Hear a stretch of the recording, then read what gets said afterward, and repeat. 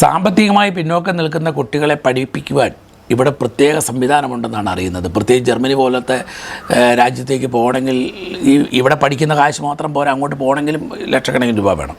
അപ്പോൾ ഇവിടെ അതെങ്ങനെയാണ് ഫാദർ സ്വരൂപിക്കുന്നത്? ഒരു വിദ്യാർത്ഥിക്ക് ഏകദേശം 5 ലക്ഷം രൂപയാണ് ചിലവ് വരുന്നത്. അതിൽ 3 ലക്ഷം ഇവിടെ പഠിക്കുന്ന കാലയളവിൽ ഇന്ത്യയിലും, തുടർന്ന് 2 ലക്ഷം രൂപ നമ്മൾ ജർമ്മനിയിൽ അഡ്മിഷനും മറ്റെല്ലാ കാര്യങ്ങൾക്ക് വേണ്ടിയിട്ടാണ് ചിലവ് വരുന്നത്.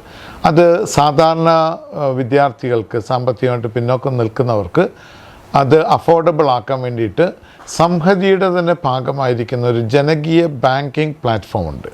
അതൊരു നിധി കമ്പനിയുണ്ട്. കൂടാതെ നമ്മളിപ്പോൾ ഒരു പാർട്ട്ണർഷിപ്പ് കമ്പനിയുമായിട്ട് ടൈപ്പ് ചെയ്തിട്ടുണ്ട്. അങ്ങനെ സ്റ്റുഡൻസിന് പണമില്ലെങ്കിലും പഠിക്കാനും ജർമ്മനി ചെന്ന ശേഷം മാത്രം തിരിച്ചടവ് നടത്തുന്ന രീതിയിലുള്ള ക്രമീകരണം ഇവിടെ ചെയ്തിട്ടുണ്ട്. അത് വിദ്യാർത്ഥികൾക്ക്, പ്രത്യേകിച്ച് സാധാരണക്കാരായ വിദ്യാർത്ഥികൾക്ക് വളരെ വലിയൊരു സപ്പോർട്ടാണ്.